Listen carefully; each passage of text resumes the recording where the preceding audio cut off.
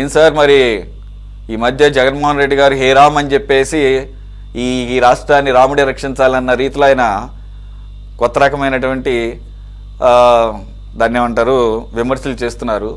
తప్పేం లేదు. మరి పోలీసు వాహనంలో గంజాయి మద్యం ఏంటి అంటే పోలీసులు ఏమన్నా పైనుంచి ఊడిపడ్డారా? వాళ్ళు మాత్రం మనుషులు కాదా సార్? వాళ్ళలో కూడా అలవాట్లు ఉండవా? కాబట్టి ఆ రకంగా మరి ప్రైవేట్ టైంలో ఏదో ఎంజాయ్ చేయడానికి ఏమైనా పెట్టుకున్నారని అనుకోవాలా? అలాంటప్పుడు ప్రైవేట్ వాహనంలో పెట్టుకోవాలి. సరే అంటే గంజాయి అనేది తప్పు, అది ఏ వాహనంలో పెట్టుకున్నా సరే ఇచ్చేస్తారు. నేను అనేది లిక్కర్ విషయం వరకు అంతవరకు ఓకే. కానీ ఏదేమైనా పోలీస్ వెహికల్లో దొరకడం అనేది, అందులోనూ గంజాయిని ఉక్కుపాదంతో అణిచేస్తున్నాము రాష్ట్రంలో. వైసీపీ హయాంలోనేమో ఒక ఏదో అంటారే వాణిజ్య పంటగా పండించారు, లేకపోతే ఎంకరేజ్ చేశారు అని చెప్పేసి విమర్శలు చేసినటువంటి ఈ ప్రభుత్వం మాట్లాడితే అనిత గారి నోటి వెంట అసలు వెంటనే గాంజానే వస్తుంది. ఆవిడ ఆవిడ ఆవిడ దాన్ని ఏమంటారు యూజ్ చేసే వర్డింగ్ గంజాయి కూడా కదా, గాంజాని ఉక్కు పాదంతో తొక్కేస్తున్నాము ఈగల్ నేతృత్వంలో అని చెప్పేసి చెప్తున్నారు. మరి ఇది కూడా ఒక యాక్సిడెంట్ రూపంలో యాక్సిడెంట్ జరిగితే అనుకోకుండా బయటపడినటువంటి ఉదంతం. మరి ఇంకెన్ని వాహనాల్లో ఉన్నాయా? పోలీస్ వాహనాల్లో పోలీసులు వచ్చి సామాన్యుల్ని చెక్ చేస్తూ ఉంటారు, సోదాలు నిర్వహిస్తుంటారు. మరి వీళ్ళని కూడా సోదాలు నిర్వహించాలా? వీళ్ళని సోదాలు నిర్వహించాలంటే ఎవరు చేయాలి? ఏమంటారు? మొట్టమొదటిగా జగన్మోహన్ రెడ్డి గారు ఏ రామ్ అన్నది నిజంగా కొంత అంటే ఆయన కొద్దిగా హిందూయిజానికి దగ్గర అవుతున్నారా, లేదంటే క్రిస్టియానిటీ నెమ్మదిగా వదులుతున్నారా, ఏం జరుగుతుంది? ఎందుకంటే సార్ ఆయన ఒక్కొక్క రోజు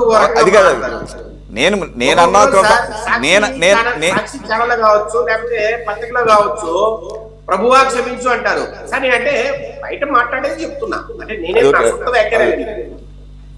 సాక్షి పత్రికలో వాళ్ళు ప్రభువా క్షమించు అని అనే ఒక రకమైన కామెంట్స్ చూశాను. మరి అలాంటిది ఇప్పుడు ఏ ర్యాంక్ వచ్చారంటే నిజంగా కూడా సార్ హిందూయిజం మీద కావచ్చు, హిందువుల మీద ఆయన ఏ రకంగా భయపడుతున్నాడు, రేపు ఎలక్షన్ లో ఏ రకంగా ఓటు రావాలని పోరాడుతున్నారో మనకు అర్థం అవుతారు. రెండో మాట సార్, ఇప్పుడు అది నాకు తెలిసేంత వరకు సార్ పోలీసు వాహనం అయితే కాదు, అది ఒక ప్రైవేటు వాహనము. నాకున్న సమాచారం అది జనరల్ గా పోలీసులు రోజువారీ వాడే పోలీసు వాహనం కాదనేది నాకున్న సమాచారం సార్. వాళ్ళు ఏదైతే వాడారో అది ఒక రెంటెడ్ వెహికల్ సార్. అట్లాంటి రెంటెడ్ వెహికల్లో ఎందుకు వెళ్తారు?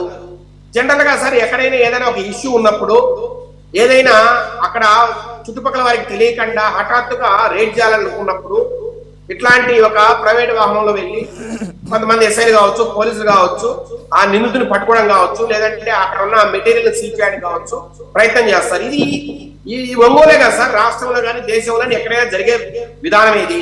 అక్కడ ఉన్న సిఐకో, డిఎస్పీకో, ఎస్పీకో తెలిసే జరుగుతుంది, లేదంటే సిఐడి పిలవచ్చు, లేదంటే రకరకాల టాస్క్ ఫోర్స్ వీళ్ళు ఆల్రెడీ ఇన్ఫర్మేషన్ ఇస్తారు.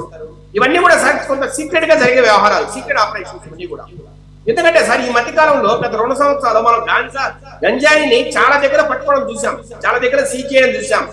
కొన్ని టన్నుల గంజాయి ఈ 2 సంవత్సరాల్లో సీజ్ అయిన మాట మనం చూస్తున్నాం. రకరకాల పంటలు కావచ్చు, లేదంటే ఉత్తరాంధ్రలో కానీ, లేదంటే రకరకాల ప్లేసుల్లో గంజాయి సీజ్ చేయడం కావచ్చు, పంటల్ని సీజ్ చేయడం కావచ్చు, రకరకాల చూస్తున్నాం. మరి ఇలాంటి పరిస్థితుల్లో అక్కడ కూడా ఎస్పీ గారు కావచ్చు, డిఎస్పీ గారు కావచ్చు క్లియర్ గా చెప్తున్నారు, ఇది మా సీక్రెట్ ఆపరేషన్, మా ఎస్ఐలే వెళ్ళారు, దీన్ని ఇలా చేశారు. దురదృష్టవశాత్తు ఒక దగ్గర ఆటోలు ఢీకున్నారు. కానీ ఇక్కడ ఇంకొక అపప్రదను వీళ్ళు అంటగట్టారు సార్. అక్కడ ఒక ఆటోని ఢీ కొట్టి అక్కడ వాళ్ళు ప్రాణాపాయ స్థితిలో ఉంటే వీళ్ళు అక్కడి నుంచి వెళ్ళిపోవడానికి ప్రయత్నం చేశారు. హిట్ అండ్ రన్ లాగా వీళ్ళు బిహేవ్ చేశారు పోలీసులు అనేది ఇంకొక అపప్రదను జగన్మోహన్ గారు మాట్లాడతారు. కానీ అక్కడ ఎక్కడా సార్ ఎక్కడా అట్లాంటి హిట్ అండ్ రన్ పరిస్థితే లేదు. పోలీసులే 108 వాహనానికి ఫోన్ చేశారు. అక్కడ నుంచి ఎవరైతే క్షత్రఘాతులు ఉన్నారో వాళ్ళను హాస్పిటల్ తరలించారు. అట్లాగే సార్ హాస్పిటల్కి వెళ్ళి కూడా వాళ్ళు ఎలా ఉన్నారు, ఎట్లా పరిస్థితి, ఎక్కడైనా ప్రభుత్వ వాళ్ళకి ఏదైనా సహాయం కావాలని కూడా అన్ని రకాలుగా వెరిఫై చేసి వాళ్ళకి అన్ని రకాలుగా సాయం అందించిన పరిస్థితి సార్. ఇక్కడ ఎక్కడ కూడా సీదిరప్పరాజు కొడుకులాగానో, లేకపోతే ఇంకొకరెవరో అక్కడ రాజమండ్రిలో ఒక 2 వ్యక్తులు చేసిన లాగానో ఎక్కడ కూడా హిట్ అండ్ రన్ ఇష్యూనే లేదు ఇక్కడ. రెండోసారి ఇప్పుడు మన పోలీసులు ఎస్పీ గారు కావచ్చు, డిఎస్పీ గారు కావచ్చు చెప్తున్నది నమ్మాలి. ఎందుకంటే సార్ వాళ్ళు ప్రజలకు సేవ చేయడానికి ఉన్న పోలీస్ వ్యవస్థ. ఇప్పుడు ప్రభుత్వం వైపు నుంచి కూడా ఇప్పుడు సార్ ఒకటి ప్రభుత్వ పెద్దలు హోమ్ మినిస్టర్ గారు కావచ్చు, లేదంటే ముఖ్యమంత్రి గారు కావచ్చు, ప్రతిదీ ఇట్లాంటి చిన్న చిన్న విషయాలు వాళ్ళకి తెలిసి జరగాలని లేదు సార్. ఇక్కడ కూడా ఇట్లాంటి చిన్న చిన్న ఆపరేషన్స్ ఏదైతే ఉంటాయో ఇవన్నీ కూడా మేము ఆల్రెడీ హోమ్ మినిస్టర్ గారు నోటీస్ లో పెట్టాము, లేదంటే ముఖ్యమంత్రి గారు నోటీస్ లో పెట్టాము అనే పరిస్థితి కూడా ఉండకపోవచ్చు సార్. ఏదైనా ఒక రాష్ట్ర సంబంధంగా ఏదైనా పెద్ద ఇష్యూ అయితే ఏమన్నా హోమ్ మినిస్టర్ గారు నోటీస్ లో పెడతారు. కానీ ఈ చిన్న చిన్న విషయాలు ఏదైనా లోకల్ ప్రకాశం డిస్ట్రిక్ట్ ఏదైతే ఉందో వారి వరకే ఉన్న గోప్యతగా ఉన్న వివరాలు.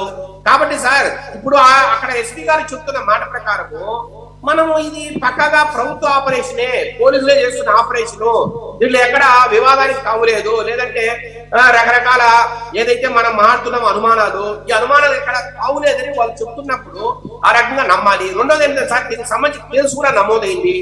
ఇప్పుడు ఎస్పీ గారు చెప్తున్నది ఏంటి సార్, కేసు కూడా నమోదు చేశాం. దాని మీద అక్కడ ఎవరైతే ఈ గంజాయిని తీసుకెళ్తున్నారో వాళ్ళు కూడా అరెస్ట్ చేశాం. ఈ రకంగా అన్ని రకాల పోలీస్ ప్రొసీజర్స్ ఏవైతే ఉన్నాయో అవన్నీ కూడా పాటించామని వారు చెప్తున్నప్పుడు ఇంకా ఇక్కడ అనుమానాలకు తావు ఎక్కడ ఉందని కూడా మనం ఆలోచించాలి. ఇప్పుడు జగన్మోహన్ రెడ్డి గారు ట్వీట్ పెట్టారంటే సరే, ఆయన ప్రతిపక్ష నాయకుడు, ఏదైనా ఒక ఇష్యూ ఉన్నప్పుడు రేజ్ చేసి మాట్లాడడం తప్పు లేదు. కానీ వాస్తవాలు ఏంటి ఇది సార్, దీని మీద ఏదైనా మన శ్రీకాంత్ గారికో లేకపోతే ఇంకేదైనా డౌట్ ఉంటే కూడా నేను